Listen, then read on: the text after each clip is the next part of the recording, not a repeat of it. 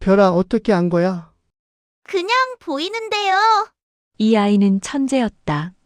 쓰레기장에서 발견된 2살 아이. 출생 기록은 완전히 삭제돼 있었습니다. 이 아이는 태어나지 않은 사람입니다. 56세 박진수는 아무것도 가진 게 없었습니다. 하지만 단 한 가지, 이 아이만큼은 지키기로 결심했죠. 사람을 샀다고? 실험용이었어요. 국가연구시설에서 진수는 그날 이후 8년을 숨겨 키웠습니다. 그리고 어느 날 경찰이 왔습니다. 미성년자 유괴 및 감금 혐의로 체포합니다. 아니에요. 아저씨는 나를 구했어요. 12년 후, 22살이 된 청년 앞에 2명의 아버지가 나타납니다. 내가 내 아들이냐? 피로 연결된 아버지. 그리고 삶으로 연결된 아버지. 과연 이 아이는 누구였을까요? 왜 기록에서 지워졌을까요? 지금 바로 확인하세요. 오늘도 찾아와 주셔서 감사합니다. 구독과 좋아요는 큰 힘이 됩니다. 어디에서 보고 계신지 댓글로 나눠주세요. 행복과 건강이 늘 함께 하시길 바랍니다. 그럼 오늘의 이야기 시작하겠습니다. 20년 전 그 시절 이야기입니다. 새벽 5시 반. 요양원 뒤편 쓰레기장에는 벌써부터 까치 울음소리가 요란했습니다. 56세 박진수는 낡은 장화를 질질 끌며 비닐봉지를 주워 담았습니다. 허리는 벌써 10년째 똑바로 펴지지 않았습니다. 그래도 이 일만큼은 놓을 수가 없었습니다. 요양원에서 제공하는 월 10만 원짜리 폐급여와 하루 2끼 식사가 진수에게는 유일한 생존 수단이었으니까요. 쓰레기 더미에서는 온갖 냄새가 뒤섞여 올라왔습니다. 상한 음식물, 썩은 과일, 약 냄새가 섞인 기저귀. 진수는 이제 익숙했습니다. 처음 이곳에 왔을 때는 구역질이 났지만 3년이 지나자 코가 무뎌졌습니다. 사람은 참 무서운 존재였습니다. 어떤 환경에도 적응했으니까요. 진수는 중얼거렸습니다. 내 인생도 저기랑 별반 다를 게 없지. 치우고 또 치우고. 쓰레기 더미 사이로 고양이 한 마리가 비집고 들어갔습니다. 진수는 잠시 손을 멈추고 고양이를 바라봤습니다. 저 녀석도 버려진 것인지 스스로 떠돌고 있는 것인지 알 수 없었습니다. 진수는 주머니에서 어제 남긴 빵 조각을 꺼내 던져줬습니다. 고양이는 경계하며 빵을 물고 달아났습니다. 그래, 믿지 마라. 사람은 원래 그런 거야. 그 시절 진수는 그런 존재였습니다. 버려진 건지 스스로 떠난 건지 이젠 기억도 흐릿했습니다. 어린 시절 전쟁 고아였던 진수는 평생 가족이라는 것을 가져본 적이 없었습니다. 고아원을 떠나 공장 경비원으로 일하고 결혼도 못하고 자식도 없이 늙어갔습니다. 그저 남의 삶을 지켜보며 살았을 뿐이었습니다. 요양원 1층 휴게실에서는 라디오가 흘러나왔습니다. 80년대 뉴스 재방송이었습니다. 중소기업 구조조정이 가속화되고 있습니다. 또 한 명의 사장이 빚을 견디지 못하고 쓰러졌습니다. 가족들은 연락이 두절된 상태입니다. 업계에서는 이러한 부도 사태가 연쇄적으로 이어질 것으로 보고 있습니다. 진수는 잠시 멈춰섰습니다. 그 시절이 떠올랐습니다. 자신도 공장 경비원으로 일하던 시절 말입니다. 밤낮으로 기계 돌아가는 소리를 들으며 졸음을 참았던 날들. 사장은 늘 불안한 얼굴이었고 노동자들은 늘 내일을 걱정했습니다. 공장 안에서는 늘 뭔가 숨기는 분위기가 있었습니다. 밤중에 트럭이 들어오고 아침이면 사라지는 물건들. 진수는 보고도 못 본 척했습니다. 물어보지도 않았습니다. 그게 생존이었으니까요. 그러다 어느 날 공장 문이 닫혔습니다. 아무 예고도 없이. 진수는 그날부터 떠돌았습니다. 막노동을 하고 청소를 하고 경비를 서고 그렇게 70년을 살았습니다. 진수는 속으로 생각했습니다. 저 땐 다들 버티느라 아이들까지 챙길 여유가 없었지. 그렇게 말하면서도 진수는 알고 있었습니다. 자신도 그 시대의 공범이었다는 사실을, 아무것도 하지 않은 것이 곧 방조였다는 사실을. 공장에서 이상한 일들이 벌어질 때 진수는 외면했습니다. 그게 편했으니까요. 그래서 늘 내 탓이오라는 말을 입에 달고 살았습니다. 누가 뭐라 해도 일단 사과부터 했습니다. 그게 속 편했습니다. 요양원 원장 오태성이 뒤편으로 나왔습니다. 태성은 50대 중반이었지만 얼굴은 이미 예순처럼 보였습니다. 늘 인상을 찌푸리고 다녔으니까요. 태성은 진수를 보자 턱으로 가리키며 말했습니다. 박진수 씨, 오늘은 좀 빨리 끝내요. 손님 오거든요.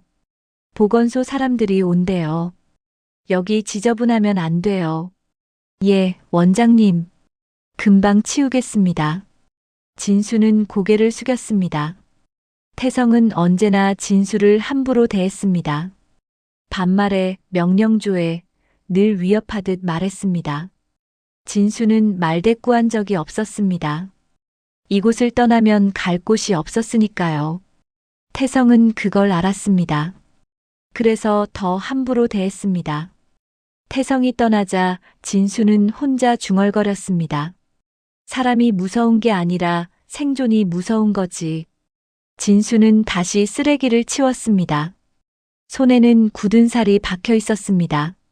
70평생 쉬어본 적이 없었습니다. 쉬면 죽을 것 같았습니다. 움직여야 살 것 같았습니다. 점심때가 되자 진수는 요양원 식당으로 향했습니다. 그날 메뉴는 된장찌개와 김치였습니다. 진수는 구석자리에 앉아 밥을 천천히 떠먹었습니다. 급하게 먹을 이유가 없었습니다. 어차피 오후에도 할 일은 쓰레기 치우기 뿐이었으니까요. 식당 텔레비전에서는 뉴스가 나왔습니다. 무연고 노인이 또 발견됐습니다. 사망한 지 한 달이 지나서야 이웃 주민의 신고로 발견됐습니다. 경찰은 신원을 파악 중입니다. 진수는 화면을 바라봤습니다. 자신의 미래가 저기 있는 것 같았습니다. 아무도 모르게 죽고 아무도 기억하지 않는 존재. 진수는 숟가락을 내려놓았습니다. 갑자기 밥이 목으로 넘어가지 않았습니다. 옆 테이블에서 할머니 두 분이 수군거렸습니다. 요즘 세상에 그런 일이 어디 있어. 자식도 없나? 있어도 연락 안 하면 그만이지 뭐. 진수는 귀를 막고 싶었습니다.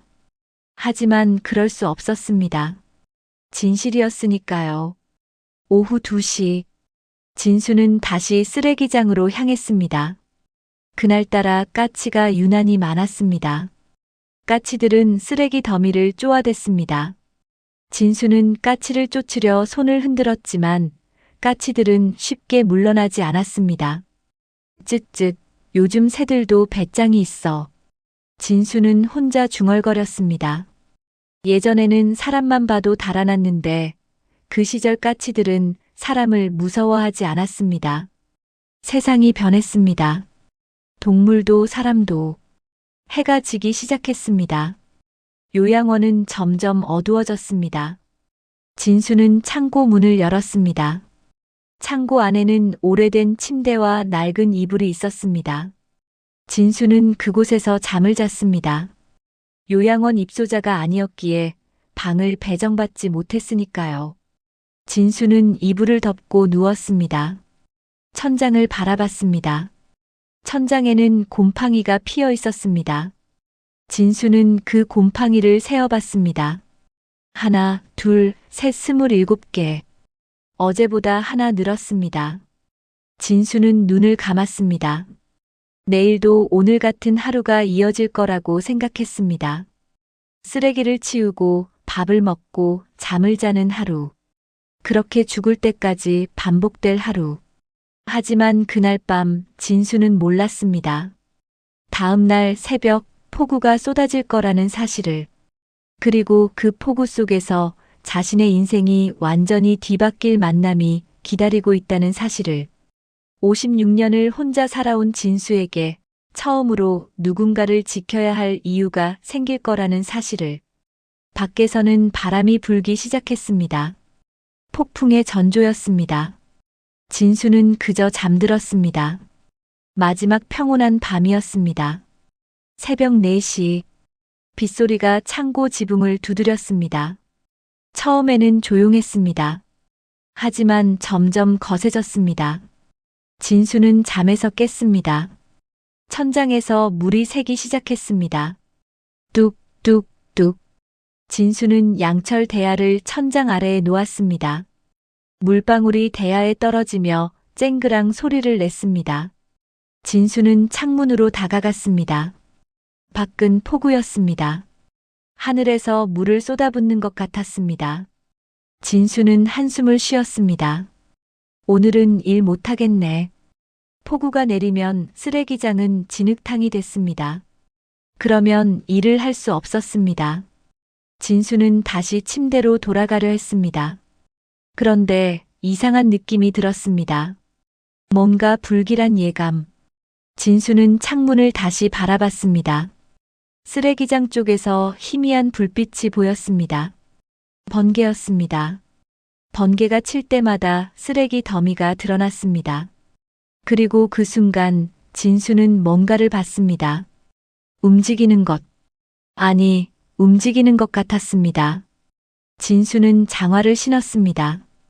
우비를 걸쳤습니다. 손전등을 들었습니다. 밖으로 나갔습니다. 빗줄기가 얼굴을 때렸습니다. 진수는 눈을 가늘게 뜨고 쓰레기장으로 향했습니다. 발밑은 이미 진흙탕이었습니다. 진수는 한 걸음 한 걸음 조심스럽게 걸었습니다. 손전등 불빛이 쓰레기 더미를 비쳤습니다. 비닐봉지들이 빗물에 젖어 반짝였습니다. 그리고 그때였습니다. 희미한 소리가 들렸습니다. 으아! 진수는 멈춰섰습니다. 귀를 기울였습니다. 빗소리가 너무 커서 잘 들리지 않았습니다. 하지만 분명했습니다. 울음소리였습니다. 아기 울음소리. 진수의 심장이 빠르게 뛰기 시작했습니다. 손전등을 이리저리 비췄습니다. 소리가 나는 곳을 찾았습니다. 쓰레기 더미 한가운데 검은 비닐봉지들이 겹겹이 쌓여 있는 곳. 진수는 다가갔습니다. 무릎을 꿇었습니다. 진흙이 바지에 묻었습니다. 진수는 신경 쓰지 않았습니다. 비닐을 걷어내기 시작했습니다. 하나, 둘, 셋. 비닐이 계속 나왔습니다. 누군가 일부러 깊숙이 숨긴 것 같았습니다. 그리고 마지막 비닐을 걷어냈을 때 진수는 숨이 멎었습니다. 그곳에는 아이가 있었습니다. 2살쯤 돼 보이는 남자아이였습니다. 파란 옷을 입고 있었습니다. 손에는 작은 담요를 쥐고 있었습니다. 담요는 고급스러운 원단이었습니다. 비에 젖었지만 질감이 남달랐습니다. 보통 집 물건이 아니었습니다. 아이는 떨고 있었습니다. 입술은 파랗게 질려 있었습니다. 눈은 감겨 있었습니다. 진수는 재빨리 아이를 안아 올렸습니다. 아이의 몸은 차가웠습니다. 하지만 숨은 쉬고 있었습니다. 희미하게, 아주 희미하게. 진수는 속으로 생각했습니다. 살아있다. 아직 살아있어. 진수는 우비로 아이를 감싸 안았습니다. 창고로 뛰어갔습니다. 빗물이 눈을 찔렀습니다. 진수는 신경 쓰지 않았습니다. 오직 아이만 생각했습니다. 살려야 한다. 반드시 살려야 한다. 창고 문을 열었습니다. 안으로 들어갔습니다. 문을 닫았습니다. 진수는 아이를 침대에 눕혔습니다. 젖은 옷을 벗겼습니다. 자신의 마른 옷으로 아이를 감쌌습니다. 이불을 덮었습니다. 아이의 손을 잡았습니다. 손을 비볐습니다. 체온을 전달하려 애썼습니다. 괜찮다, 괜찮아. 아저씨가 있어. 진수는 계속 말했습니다. 아이에게 말하는 건지 자신에게 말하는 건지 알 수 없었습니다. 진수의 손은 떨렸습니다. 76년을 살면서 이렇게 떨어본 적이 없었습니다. 1시간쯤 지났을까요? 아이의 얼굴에 조금씩 핏기가 돌아왔습니다. 숨소리도 조금 안정됐습니다.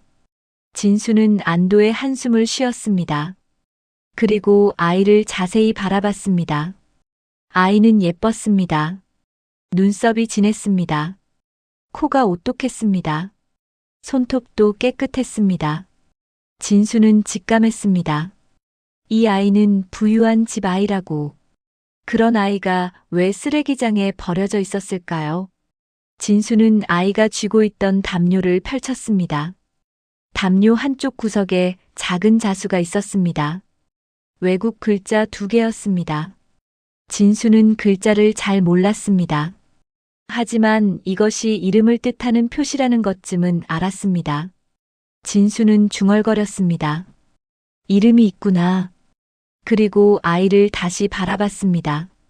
아이는 여전히 눈을 감고 있었습니다. 하지만 숨소리는 점점 고르게 변했습니다. 새벽 6시. 빗소리가 조금 잦아들었습니다. 아이가 눈을 떴습니다. 크고 맑은 눈이었습니다. 아이는 진수를 바라봤습니다. 진수도 아이를 바라봤습니다. 둘은 한참 동안 서로를 바라봤습니다. 그리고 아이가 입을 열었습니다. 아빠. 진수의 가슴이 철렁했습니다. 아이는 진수를 아빠라고 불렀습니다. 진수는 평생 아빠라는 말을 들어본 적이 없었습니다. 자식이 없었으니까요. 가족이 없었으니까요. 진수는 아이의 손을 잡았습니다. 떨리는 목소리로 말했습니다. 그래, 아빠는 아니어도 아저씨는 있다. 아이는 고개를 끄덕였습니다. 그리고 다시 눈을 감았습니다. 진수는 아이의 이마를 쓰다듬었습니다. 따뜻했습니다. 살아있었습니다. 진수는 창문 밖을 바라봤습니다. 하늘이 조금씩 밝아오고 있었습니다. 빗소리는 거의 멈췄습니다. 새로운 하루가 시작되고 있었습니다. 하지만 그때 진수는 알 수 없었습니다. 이 아이가 누구인지, 왜 버려졌는지, 그리고 이 아이를 구한 것이 축복인지 아니면 저주의 시작인지. 진수는 속으로 다짐했습니다. 일단은 살렸다. 그럼 됐어. 나머지는 나중에 생각하자. 진수는 그렇게 생각했습니다. 하지만 그날 진수는 몰랐습니다. 이 아이가 한 시대의 죄와 부의 교차점이라는 사실을, 이 아이를 지키는 것이 얼마나 위험한 일인지, 그리고 이 아이가 자신에게 가족이라는 이름을 처음으로 선물할 사람이라는 사실을. 밖에서는 까치가 울었습니다. 아침이 왔습니다. 진수와 아이의 첫 아침이었습니다. 앞으로 20년을 함께할 두 사람의 인연이 그렇게 시작됐습니다. 아이를 발견한 지 사흘이 지났습니다. 진수는 아이를 창고에 숨겼습니다. 낮에는 쓰레기를 치우러 나가고 밤에는 창고로 돌아와 아이를 돌봤습니다. 아이는 건강을 되찾았습니다. 열도 내렸고 기침도 멈췄습니다. 진수는 자신의 식사를 반으로 나눠 아이에게 먹였습니다. 배가 고팠지만 참을 만했습니다. 아이는 말이 없었습니다. 울지도 않았습니다. 그저 진수를 따라다니며 조용히 관찰했습니다. 진수가 빗자루를 들면 아이도 작은 막대기를 들었습니다. 진수가 물을 마시면 아이도 물을 마셨습니다. 거울처럼 따라했습니다. 진수는 아이에게 이름을 지어줬습니다. 별이라고 부를게. 밤하늘에 빛나는 별처럼 말이야. 아이는 고개를 끄덕였습니다. 그리고 처음으로 웃었습니다. 진수는 그 웃음을 보고 가슴이 뭉클했습니다. 56년을 살면서 이런 감정은 처음이었습니다. 나흘째 되던 날 이상한 일이 벌어졌습니다. 진수는 창고에서 못을 정리하고 있었습니다. 못들이 바닥에 흩어져 있었습니다. 별이가 다가왔습니다. 못을 바라봤습니다. 그리고 입을 열었습니다. 17. 진수는 고개를 들었습니다. 뭐가 17? 별이는 못을 가리켰습니다. 못. 17개. 진수는 웃었습니다. 아이가 숫자를 안다는 게 신기했습니다. 하지만 확인해보고 싶었습니다. 진수는 못을 세기 시작했습니다. 하나, 둘, 셋, 17. 정확히 17개였습니다. 진수는 놀랐습니다. 못을 한 번도 세지 않았는데 별이는 어떻게 알았을까요? 별아, 어떻게 안 거야? 별이는 고개를 갸우뚱했습니다. 그냥 보이는데요. 진수는 다시 물었습니다. 아저씨가 지금 숨을 몇 번 쉬었는지도 알아? 별이는 진수를 바라봤습니다. 그리고 대답했습니다. 6번요. 진수는 소름이 돋았습니다. 자신도 몰랐는데 별이는 알고 있었습니다. 진수는 다른 것도 물어봤습니다. 저기 벽에 금 간 곳이 몇 개나 있을까? 별이는 벽을 잠깐 바라봤습니다. 24개요. 진수는 일어나서 벽으로 갔습니다. 금 간 곳을 세어봤습니다. 정확히 24개였습니다. 진수는 별이를 다시 바라봤습니다. 이 아이는 보통 아이가 아니었습니다. 진수는 속으로 생각했습니다. 이 아이는 뭔가 특별해. 일주일이 지났습니다. 진수는 별이를 계속 숨겼습니다. 하지만 숨기는 것도 한계가 있었습니다. 별이는 점점 활발해졌습니다. 창고 안에만 있기 힘들어했습니다. 진수는 고민했습니다. 이 아이를 언제까지 숨길 수 있을까요? 어느 날 오후 원장 오태성이 창고 근처를 지나갔습니다. 진수는 별이를 이불 속에 숨겼습니다. 별이에게 속삭였습니다. 조용히 있어야 해. 알았지? 별이는 고개를 끄덕였습니다. 입을 꾹 다물었습니다. 태성이 창고 문을 두드렸습니다. 박진수 씨 계세요? 진수는 문을 열었습니다. 예, 원장님. 태성은 창고 안을 살폈습니다. 눈빛이 날카로웠습니다. 여기서 이상한 소리 들렸는데요. 소리요? 저는 못 들었는데요. 태성은 한 발 앞으로 들어왔습니다. 진수는 긴장했습니다. 이불이 살짝 움직이는 것 같았습니다. 진수는 재빨리 태성 앞을 막았습니다. 원장님, 무슨 일이십니까? 태성은 진수를 밀쳤습니다. 비켜요. 확인 좀 하게. 태성이 이불 쪽으로 다가갔습니다. 진수는 심장이 터질 것 같았습니다. 그런데 그때였습니다. 밖에서 누군가 원장을 불렀습니다. 원장님, 전화 왔습니다. 태성은 멈춰 섰습니다. 짜증스럽게 혀를 찼습니다. 알았어요. 태성은 돌아섰습니다. 하지만 나가기 전에 진수에게 물었습니다. 박진수 씨, 애 키운 적 있죠? 진수는 당황했습니다. 왜 갑자기 그런 질문을 할까요? 없습니다. 태성은 의미심장하게 웃었습니다. 없어야 합니다. 앞으로도. 그 말을 남기고 태성은 떠났습니다. 진수는 문을 닫았습니다. 이불을 걷었습니다. 별이가 나왔습니다. 땀으로 범벅이었습니다. 하지만 울지 않았습니다.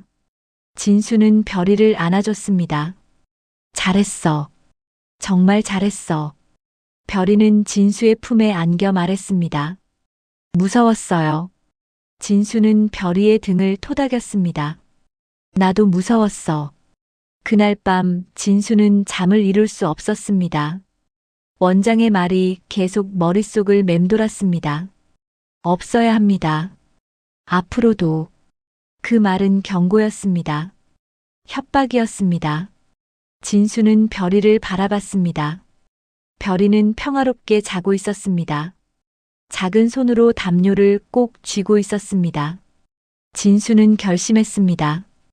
들키면 끝이다. 그래도 버리진 않겠다. 진수는 56년을 혼자 살았습니다. 아무도 지키지 못했습니다. 아무도 사랑하지 못했습니다. 하지만 이제는 달랐습니다. 지킬 사람이 생겼습니다. 사랑할 사람이 생겼습니다. 진수는 속으로 다짐했습니다. 이 아이만큼은 반드시 지키겠어. 밖에서는 바람이 불었습니다. 나뭇가지가 창문을 긁었습니다. 진수는 별이 옆에 누웠습니다. 별이의 손을 잡았습니다. 따뜻했습니다. 살아있었습니다. 진수는 몰랐습니다. 이 결심이 앞으로 얼마나 큰 시련을 가져올지. 하지만 알았다 해도 진수의 선택은 같았을 것입니다. 처음으로 가족이 생긴 진수에게 이제 돌아갈 길은 없었으니까요. 새벽이 밝아왔습니다. 진수와 별이의 싸움은 이제 시작이었습니다. 한 달이 흘렀습니다. 별이는 창고에서 조용히 지냈습니다. 진수는 별이를 밖으로 내보낼 수 없었습니다. 누군가 보면 큰일이었으니까요. 하지만 진수는 알았습니다. 이렇게 영원히 숨길 수는 없다는 것을. 별이에게는 제대로 된 삶이 필요했습니다. 진수는 결심했습니다. 별이의 신분을 확인하기로. 담요에 수놓아진 글자가 단서였습니다. 진수는 요양원 직원에게 그 글자를 보여줬습니다. 이게 무슨 뜻인지 아십니까? 직원은 글자를 보더니 대답했습니다. 이름 첫 글자 같은데요. 송시성의 현우? 아니면 형우? 진수는 고개를 끄덕였습니다. 송씨. 그 성을 기억했습니다. 어느 날 오후 진수는 별이를 창고에 남겨두고 구청으로 향했습니다. 버스를 2번 갈아타야 했습니다. 진수는 평생 관공서에 가본 적이 별로 없었습니다. 늘 피해 다녔습니다. 서류며 도장이며 복잡한 게 싫었으니까요. 하지만 이번에는 달랐습니다. 별이를 위해서라면 어디든 갈 수 있었습니다. 구청 민원실은 사람들로 붐볐습니다. 진수는 한참을 기다렸습니다. 번호표를 받아 앉아 있었습니다. 옆 사람들은 서류 뭉치를 들고 있었습니다. 진수는 손에 아무것도 없었습니다. 그저 기억에만 의지했습니다. 103번 손님, 5번 창구로 오세요. 진수는 일어나서 창구로 갔습니다. 젊은 공무원이 앉아 있었습니다. 무슨 일로 오셨습니까? 진수는 망설였습니다. 뭐라고 말해야 할까요? 버려진 아이를 주었다고 할 수는 없었습니다. 진수는 조심스럽게 입을 열었습니다. 아이 출생 신고를 확인하고 싶습니다. 성함이 어떻게 되십니까? 송별입니다. 공무원은 컴퓨터를 두드렸습니다. 한참을 뒤졌습니다. 그리고 고개를 저었습니다. 출생 기록이 없는데요. 진수는 다시 물었습니다. 2년 전쯤 중소기업 사장 아들로 태어났다는 얘기를 들었습니다만. 공무원은 다시 검색했습니다. 눈살을 찌푸렸습니다. 그런 기록도 삭제됐습니다. 진수는 얼어붙었습니다. 삭제요? 네. 여기 보시면 삭제 이력은 있는데 복구가 안 되네요. 이상하네요. 공무원도 당황한 표정이었습니다. 진수는 물었습니다. 그럼 이 아이는 존재하지 않는 겁니까? 공무원은 난처한 표정으로 대답했습니다. 법적으로는 그렇습니다. 출생신고가 없으면 주민등록도 없고, 주민등록이 없으면 학교도 못 가고, 병원도 제대로 못 갑니다. 진수는 주저앉을 뻔했습니다. 별이는 법적으로 존재하지 않는 아이였습니다. 누군가 일부러 기록을 지웠습니다. 흔적을 남기지 않으려고. 이 아이를 세상에서 지우려고. 진수는 떨리는 목소리로 물었습니다. 그럼 어떻게 해야 합니까? 친부모가 다시 출생신고를 하거나 아니면 법원의 특별 허가를 받아야 합니다. 하지만 친부모를 모르신다면. 공무원은 말을 흐렸습니다. 진수는 고개를 숙였습니다. 알겠습니다. 감사합니다. 진수는 구청을 나왔습니다. 다리에 힘이 빠졌습니다. 벤치에 앉았습니다. 하늘을 바라봤습니다. 구름이 흘러갔습니다. 진수는 속으로 생각했습니다. 도대체 누가 왜 이런 짓을 한 거지? 집으로 돌아가는 길, 진수는 구멍가게에 들렀습니다. 신문을 뒤적였습니다. 오래된 신문들이 쌓여 있었습니다. 진수는 2년 전 신문을 찾았습니다. 한 장, 두 장, 세 장. 계속 넘겼습니다. 그리고 찾았습니다. 송현기계공업 대표 송현우, 두 살배기 아들 실종. 진수의 손이 떨렸습니다. 기사를 읽었습니다. 송현기계공업 대표 송현우 씨의 두 살배기 아들이 실종됐다. 회사는 최근 부도 위기에 처해 있으며 송 대표는 아들 실종 이후 연락이 두절된 상태다. 경찰은 유괴 가능성을 포함해 수사 중이다. 기사 옆에는 사진이 있었습니다. 아이의 사진. 진수는 숨이 멎었습니다. 사진 속 아이는 별이었습니다. 똑같았습니다. 눈썹도, 코도, 입도. 진수는 신문을 구겨 쥐었습니다. 가슴이 터질 것 같았습니다. 별이는 실종된 아이가 아니었습니다. 버려진 아이였습니다. 아니, 정확히는 빼앗긴 아이였습니다. 진수는 속으로 외쳤습니다. 잃어버린 게 아니라 빼앗긴 거였구나. 진수는 신문을 사서 품에 넣었습니다. 요양원으로 돌아왔습니다. 창고로 들어갔습니다. 별이가 기다리고 있었습니다. 아저씨, 어디 갔다 왔어요? 진수는 별이를 안아줬습니다. 꽉 안아줬습니다. 별이는 영문도 모른 채 진수를 안아줬습니다. 진수는 떨리는 목소리로 말했습니다. 별아, 아저씨가 꼭 지켜줄게. 별이는 고개를 끄덕였습니다. 알아요. 그날 밤 진수는 신문을 다시 펼쳤습니다. 기사를 읽고 또 읽었습니다. 송현우, 송현기계공업, 회사 부도, 아들 실종, 연락 두절. 진수는 퍼즐을 맞추기 시작했습니다. 회사가 망하자 아이가 사라졌습니다. 우연이 아니었습니다. 누군가 계획한 것이었습니다. 아이를 이용하려 했거나 아니면 아이를 없애려 했거나. 진수는 원장 태성을 떠올렸습니다. 태성의 그 말. 애 키운 적 있죠? 없어야 합니다. 태성은 알고 있었습니다. 별이가 누구인지, 왜 여기 있는지. 진수는 오한이 들었습니다. 요양원 원장이 연루됐다는 뜻이었습니다. 어쩌면 태성이 직접 아이를 버렸을 수도 있었습니다.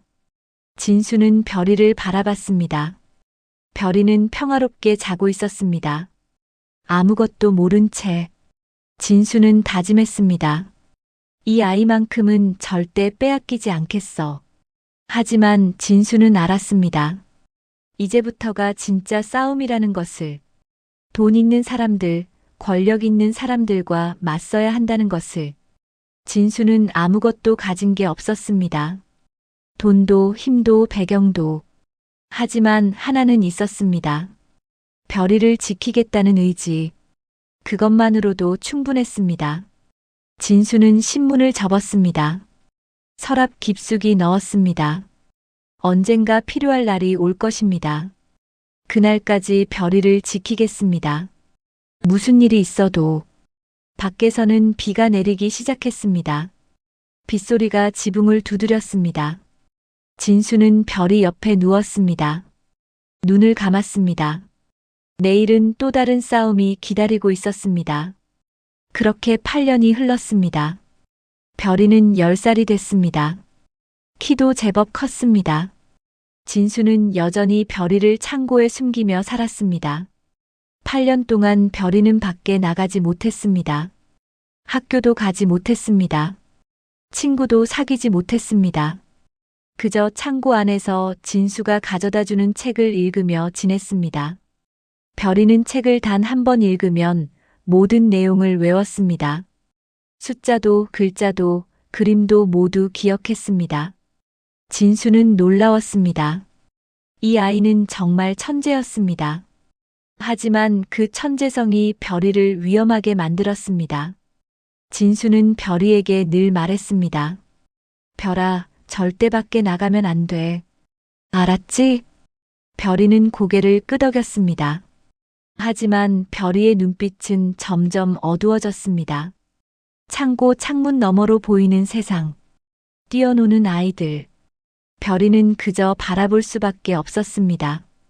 어느 날 저녁, 원장 태성이 창고 문을 벌컥 열었습니다. 진수는 깜짝 놀랐습니다. 별이는 재빨리 이불 속으로 숨었습니다. 태성은 술에 취해 있었습니다. 얼굴이 벌겋게 달아올라 있었습니다. 박진수 씨. 태성의 목소리는 떨렸습니다. 분노인지 두려움인지 알 수 없었습니다.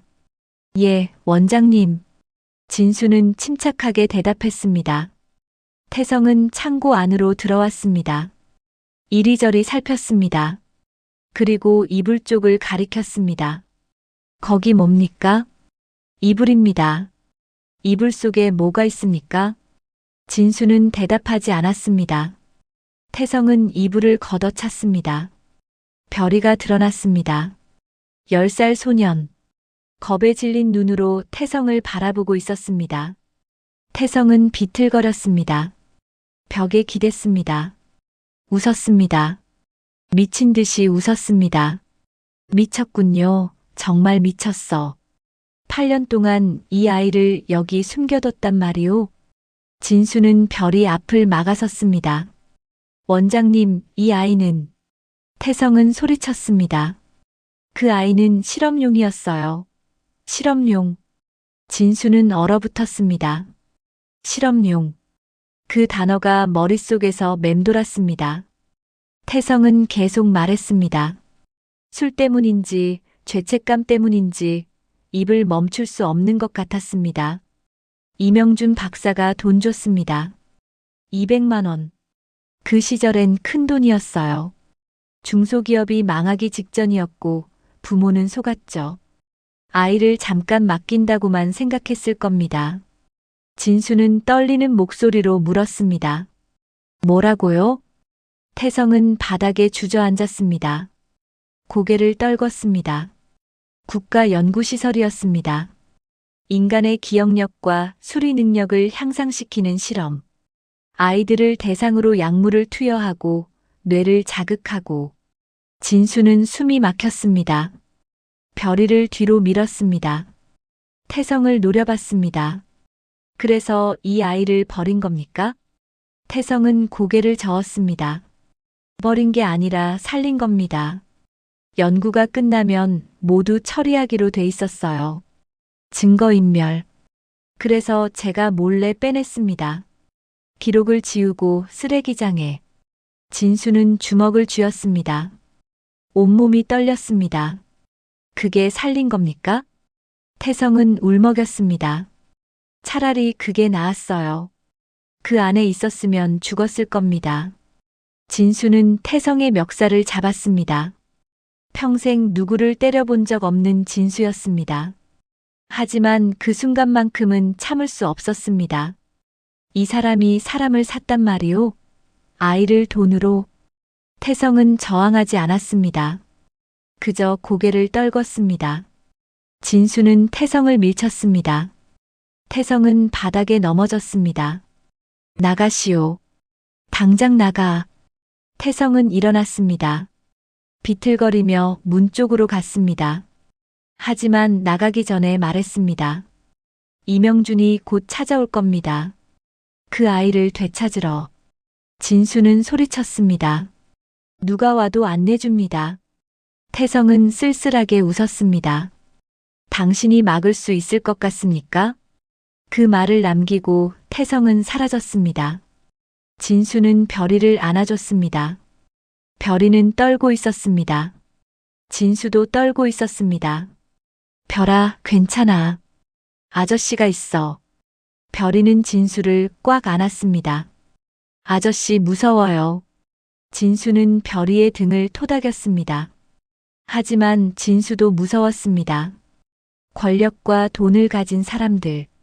그들이 별이를 찾으러 온다면 진수는 막을 수 없었습니다. 그날 밤 진수는 별이와 함께 짐을 쌌습니다. 도망쳐야 했습니다. 멀리, 아주 멀리. 하지만 어디로 가야 할까요? 진수는 아는 사람도 없었습니다. 돈도 없었습니다. 그저 별이만 있었습니다. 새벽 2시, 진수와 별이는 요양원을 나섰습니다. 가방 하나씩 메고, 조용히, 아주 조용히. 하지만 정문을 나서자마자 불빛이 켜졌습니다. 경찰차였습니다. 경찰관 2명이 내렸습니다. 박진수 씨 맞습니까? 진수는 별이를 뒤로 숨겼습니다. 예. 경찰관이 수갑을 꺼냈습니다. 미성년자 유괴 및 감금 혐의로 체포합니다. 진수는 망치에 맞은 것 같았습니다. 유괴, 감금. 진수는 별이를 지키려 했을 뿐이었습니다. 하지만 법은 달랐습니다. 별이가 울부짖었습니다. 아니에요. 아저씨는 나를 구했어요. 경찰관은 별이를 떼어냈습니다. 다른 경찰관이 진수에게 수갑을 채웠습니다. 차갑고 무거웠습니다. 진수는 별이를 바라봤습니다. 별이도 진수를 바라봤습니다. 눈물 범벅이었습니다. 별아 미안해. 진수는 끌려갔습니다. 경찰차에 실렸습니다. 창문 너머로 별이가 보였습니다. 별이는 쫓아오며 손을 흔들었습니다. 소리쳤습니다. 아저씨, 아저씨. 차가 출발했습니다. 별이는 점점 작아졌습니다. 그리고 사라졌습니다. 진수는 고개를 떨궜습니다. 눈물이 흘렀습니다. 63년을 살면서 한 번도 울지 않았던 진수가 울었습니다. 진수는 속으로 외쳤습니다. 또 지키지 못했구나. 유치장 차가운 바닥. 진수는 그곳에서 밤을 보냈습니다. 별이는 어디로 갔을까요? 누가 데려갔을까요? 무사할까요? 진수는 알 수 없었습니다. 다만 한 가지는 확실했습니다. 8년 동안 지켜온 가족이 다시 빼앗겼다는 것. 진수는 다시 혼자가 됐다는 것. 밖에서는 비가 내렸습니다. 8년 전 그날 밤처럼. 진수와 별이가 처음 만난 그날 밤처럼. 하지만 이번에는 끝이었습니다. 진수가 체포된 그날 밤, 별이는 아동보호시설로 보내졌습니다. 10살 소녀는 짐 하나 없이 낯선 곳에 도착했습니다. 출생 기록이 없는 아이. 법적으로 존재하지 않는 아이. 시설 직원들은 난감해했습니다. 이름이 뭐니? 송별입니다. 성은? 송씨요. 부모님은? 별이는 대답하지 않았습니다. 진수를 떠올렸습니다. 아저씨는 어디 있을까? 감옥에서 괜찮을까? 별이는 울지 않았습니다. 진수가 가르쳐준 대로 참았습니다. 보육원 생활이 시작됐습니다. 별이는 조용했습니다. 다른 아이들과 어울리지 않았습니다. 혼자 책을 읽었습니다. 한 번 본 책은 다시 보지 않았습니다. 모두 외웠으니까요. 선생님들은 놀랐습니다. 10살 아이가 중학교 수학을 풀었습니다. 고등학교 과학도 이해했습니다. 한글도 영어도 혼자 익혔습니다. 진수가 가져다 준 책들로 배운 것들이었습니다. 이 아이는 천재입니다. 보육원장이 말했습니다. 특별 장학생으로 학교에 보내기로 했습니다. 출생 기록 문제는 법원의 특별 허가로 해결했습니다. 별이는 학교에 다녔습니다. 또래보다 뛰어났습니다. 반에서 1등, 학교에서 1등, 전국에서도 상위권이었습니다. 하지만 별이는 행복하지 않았습니다. 늘 진수를 그리워했습니다. 12년이 흘렀습니다. 별이는 22살이 됐습니다. 명문대학교 데이터과학과를 졸업했습니다. 기록 복원 알고리즘을 연구했습니다.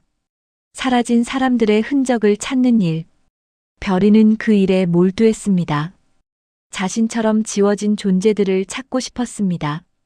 어느 날 오후 별이의 연구실에 낯선 노인이 찾아왔습니다. 70대 노인이었습니다. 백발에 깊게 팬 주름.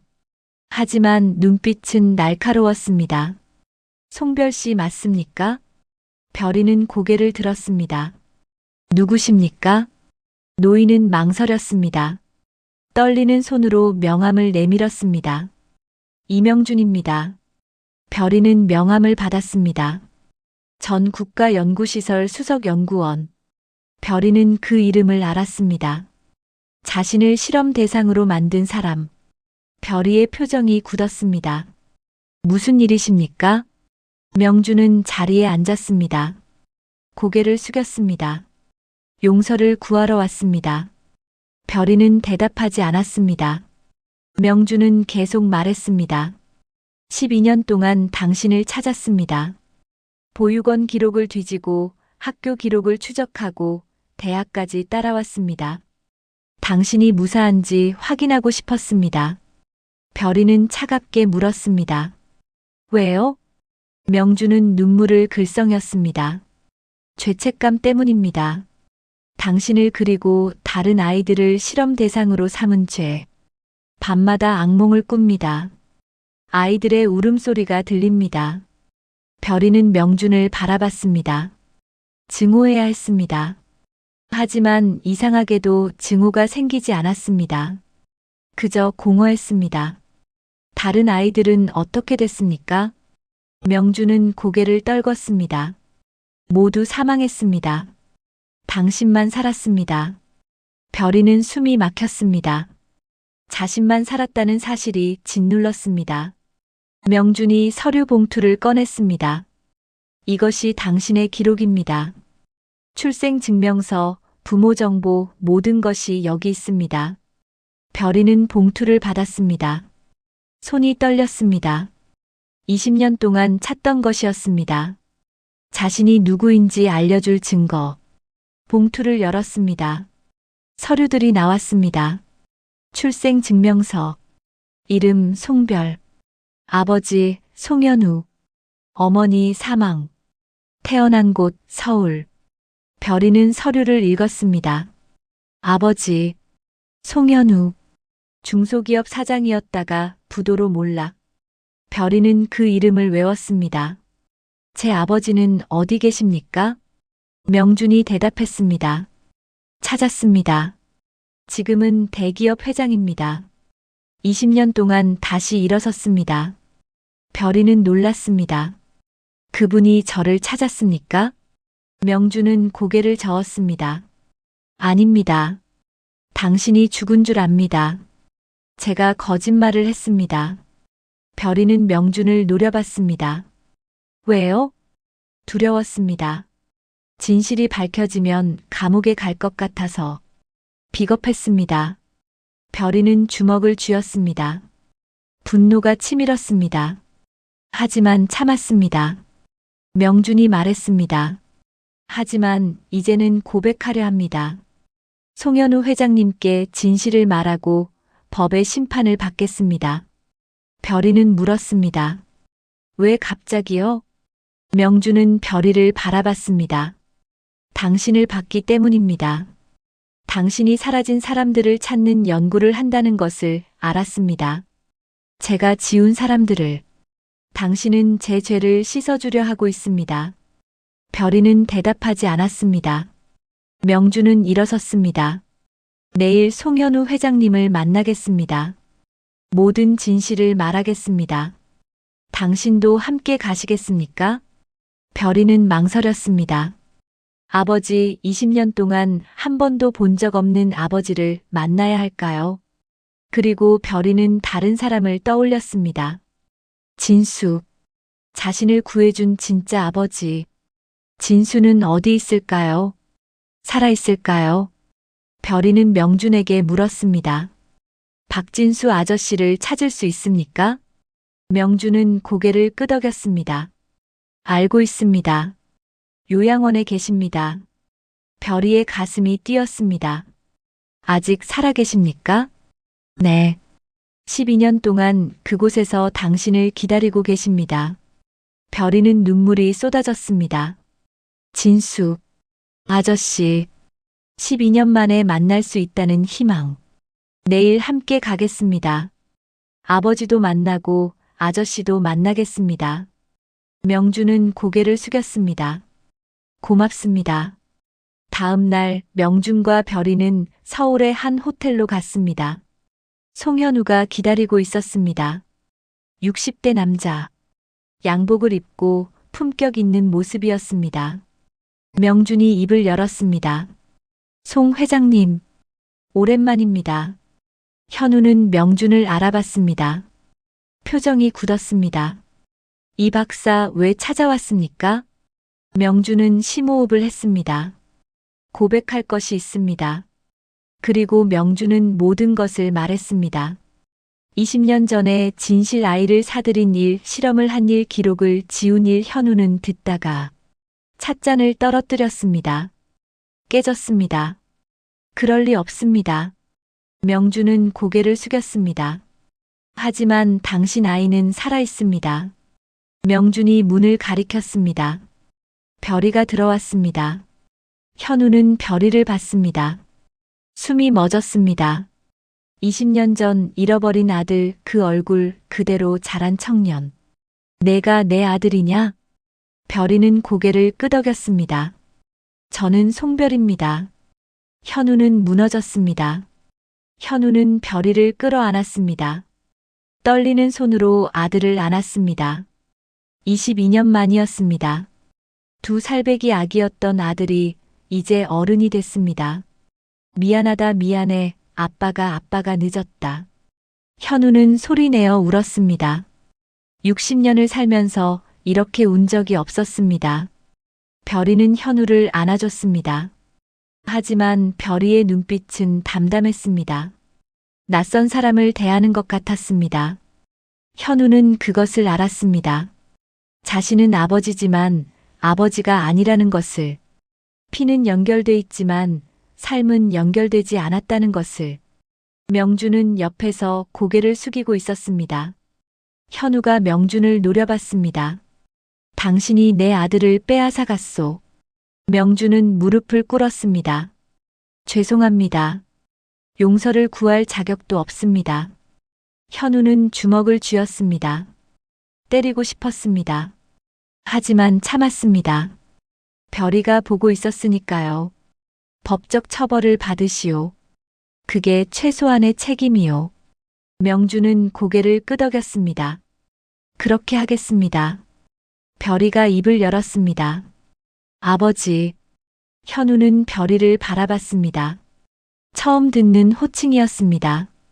저를 키운 분을 만나야 합니다. 현우는 고개를 끄덕였습니다. 그분이 누구냐? 별이는 잠시 망설였습니다. 박진수 아저씨입니다. 요양원에 계십니다. 명준이 주소를 건넸습니다. 별이는 주소를 받았습니다. 손이 떨렸습니다. 12년 만에 만나는 것이었습니다. 함께 가시겠습니까? 별이는 현우에게 물었습니다. 현우는 고개를 저었습니다. 아니다. 너 혼자 가거라. 그분과 먼저 만나야 할 것 같구나.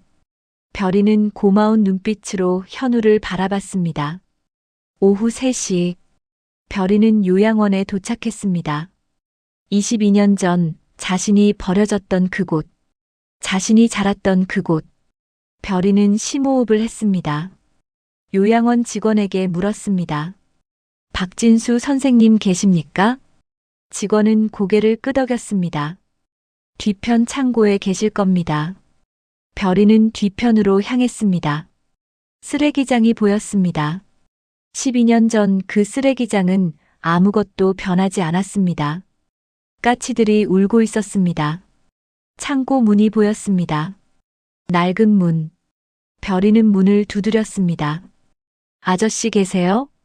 안에서 소리가 들렸습니다. 기침 소리. 그리고 느린 발걸음. 문이 열렸습니다. 76세 진수가 서 있었습니다. 허리는 더 굽었습니다.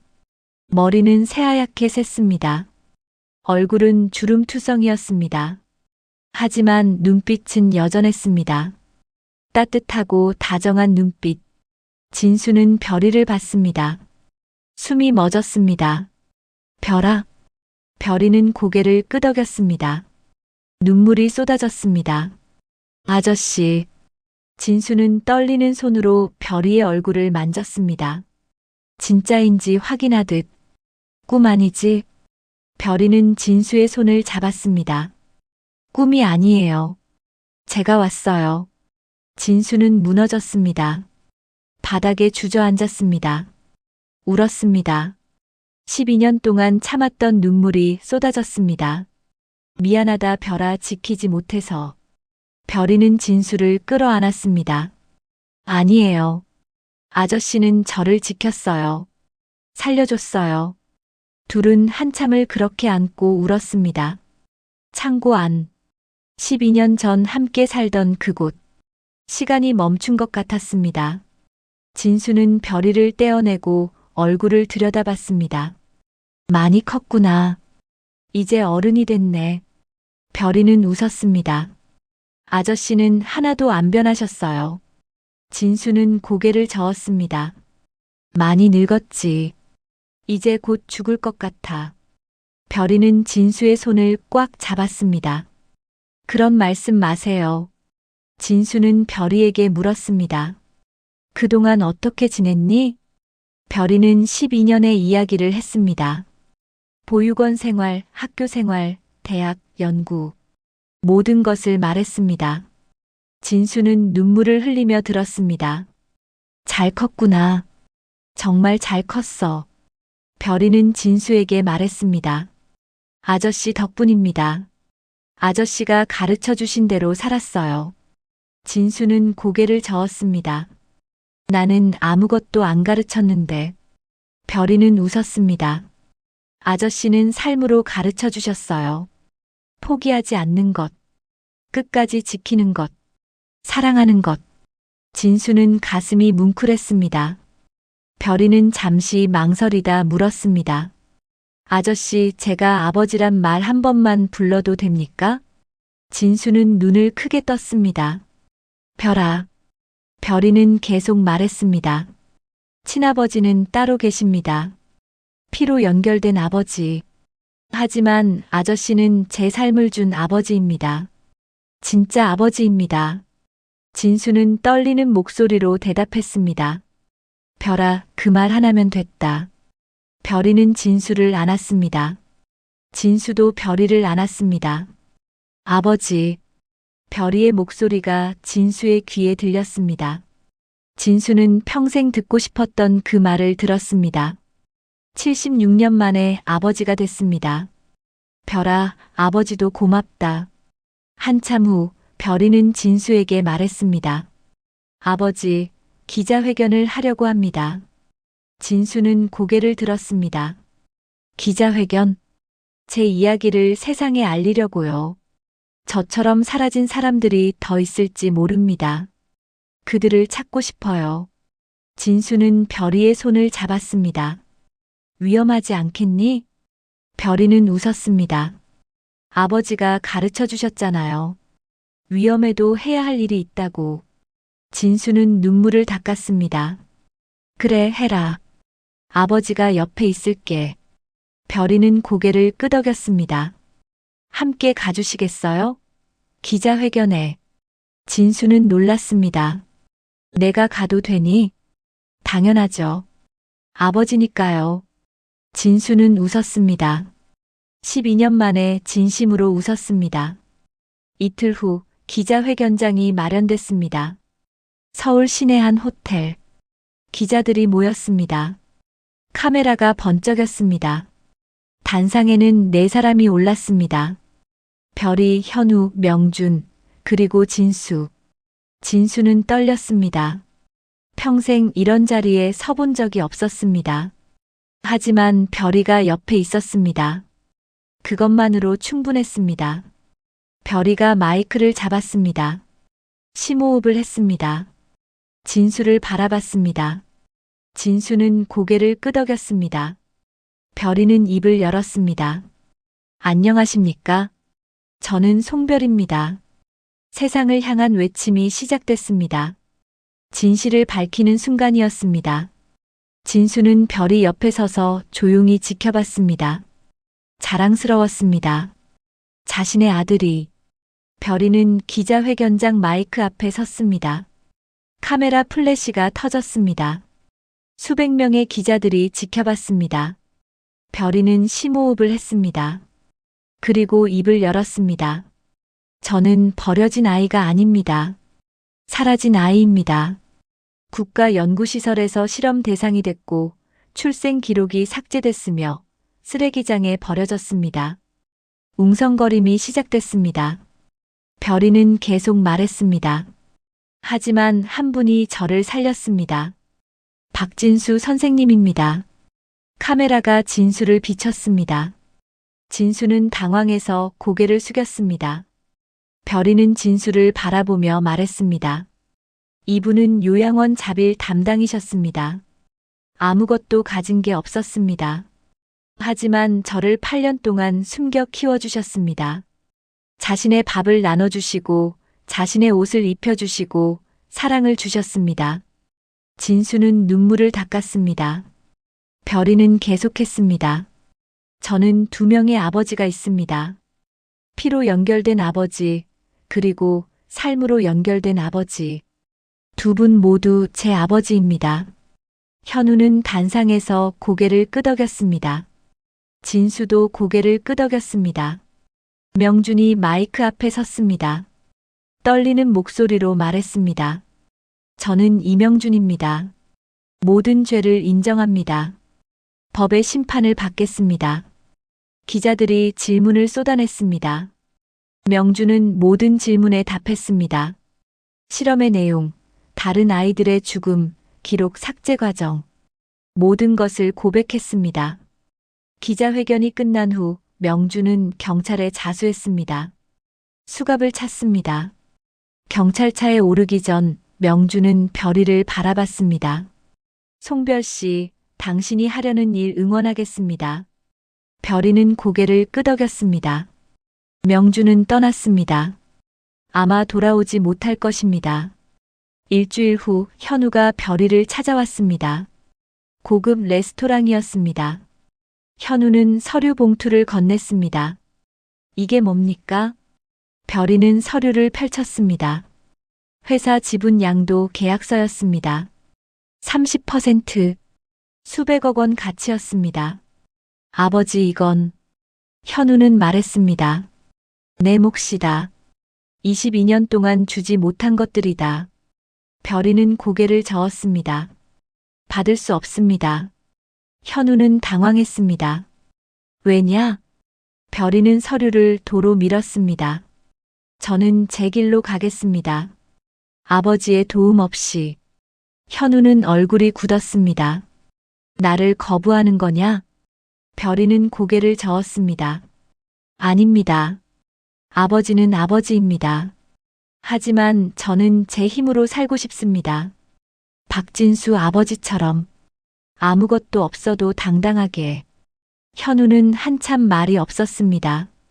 그리고 웃었습니다. 쓸쓸하지만 자랑스러운 웃음이었습니다. 그래, 내 뜻대로 해라.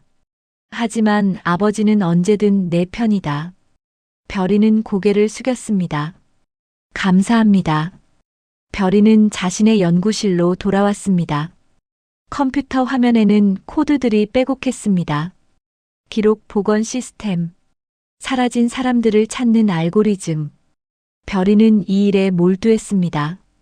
무연고 노인들의 신원을 찾아주고 행방불명된 아이들의 흔적을 복원하고 지워진 기록들을 되살렸습니다. 별이는 자신처럼 존재를 부정당한 사람들에게 이름을 돌려주고 싶었습니다. 한 달 후 별이는 첫 번째 성과를 냈습니다. 30년 전 실종된 아이를 찾았습니다. 지금은 50대 중년이 된 사람. 부모는 이미 세상을 떠났지만 형제들이 남아 있었습니다. 재회의 순간 별이는 울었습니다. 자신의 이야기 같았으니까요. 어느 일요일 오후 별이는 요양원을 찾았습니다. 진수는 요양원 앞 벤치에 앉아 있었습니다. 햇살을 쬐고 있었습니다. 별이는 옆에 앉았습니다. 아버지. 진수는 고개를 돌렸습니다. 웃었습니다. 왔구나. 일이 잘 풀렸어요. 첫 번째 가족을 찾아줬어요. 진수는 별이의 손을 잡았습니다. 잘했다. 정말 잘했어. 별이는 진수를 바라봤습니다. 얼굴은 더 수척해졌습니다. 기침도 잦아졌습니다. 별이는 걱정됐습니다. 아버지, 병원 가세요. 진수는 손을 저었습니다. 괜찮아. 이 정도면 오래 산 거지. 별이는 고개를 저었습니다. 안 됩니다. 제가 모시고 갈게요. 진수는 별이를 바라봤습니다. 별아, 아버지는 행복해. 내가 잘 살고 있으니까. 별이는 눈물이 났습니다. 저도 행복해요. 아버지가 계셔서. 진수는 하늘을 바라봤습니다. 구름이 흘러갔습니다. 진수는 속으로 생각했습니다. 나는 아무것도 하지 않은 게 아니었소. 2번이나 아이를 살렸소. 첫 번째는 20년 전 쓰레기장에서, 2번째는 8년 동안 창고에서. 진수는 별이를 2번 구했습니다. 그리고 별이는 진수를 구했습니다. 외로움에서, 무의미함에서. 해가 기울기 시작했습니다. 노을이 벤치를 비쳤습니다. 주황빛이었습니다. 따뜻했습니다. 아버지, 저녁 드시러 가요. 별이가 말했습니다. 진수는 고개를 끄덕였습니다. 그래, 가자. 별이는 진수를 부축했습니다. 천천히 일어났습니다. 함께 걸었습니다. 요양원 식당으로. 식당에는 노인들이 앉아 있었습니다. 텔레비전에서는 뉴스가 나왔습니다. 별이의 기자회견 내용이었습니다. 노인들이 수군거렸습니다. 저 청년 대단하네. 버려졌는데도 저렇게 잘 컸어. 진수는 조용히 웃었습니다. 자랑스러웠습니다. 저녁 식사가 나왔습니다. 된장찌개와 김치. 진수와 별이는 마주 앉아 밥을 먹었습니다. 별이는 진수의 그릇에 반찬을 덜어줬습니다. 진수는 별이에게 국을 더 떠줬습니다. 평범한 저녁이었습니다. 하지만 특별한 저녁이었습니다. 가족이 있는 저녁이었으니까요. 창밖으로 노을이 졌습니다. 하늘은 붉었습니다. 아름다웠습니다. 진수는 생각했습니다. 이 순간이면 됐어. 평생 외로웠던 내가 이제는 가족과 함께 저녁을 먹고 있으니. 별이는 진수를 바라보며 말했습니다. 아버지, 사랑해요. 진수는 눈물을 글썽이며 대답했습니다. 나도 사랑한다, 별아. 요양원 식당. 낡은 테이블. 시든 반찬. 하지만 그 어떤 고급 레스토랑보다 따뜻한 곳이었습니다. 진수와 별이에게는. 밖에서는 까치가 울었습니다. 20년 전 그날처럼 하지만 이번에는 슬픈 울음이 아니었습니다. 기쁜 울음이었습니다. 기록은 지워졌지만 사람은 돌아왔습니다. 사라진 아이는 다시 찾아왔습니다. 혼자였던 노인은 이제 가족이 생겼습니다. 세상은 여전히 불완전했습니다. 하지만 조금은 나아졌습니다. 별이가, 진수가, 그리고 그들의 이야기가 세상을 조금씩 바꿔갔으니까요. 노을이 완전히 졌습니다. 밤이 왔습니다. 하지만 두렵지 않았습니다. 내일이 있었으니까요. 함께할 내일이. 오늘 이야기가 어떠셨나요? 오늘 이야기가 마음에 와닿으셨다면 작은 공감 표시 한 번만 해주세요. 구독과 좋아요는 저희에게는 큰 힘이 됩니다. 알림 설정과 댓글도 어디에서 어떤 마음으로 보셨는지 댓글을 남겨주시면 앞으로 더 많은 감동과 반전의 드라마로 꼭 보답드리겠습니다. 끝까지 함께 해주셔서 진심으로 감사드립니다.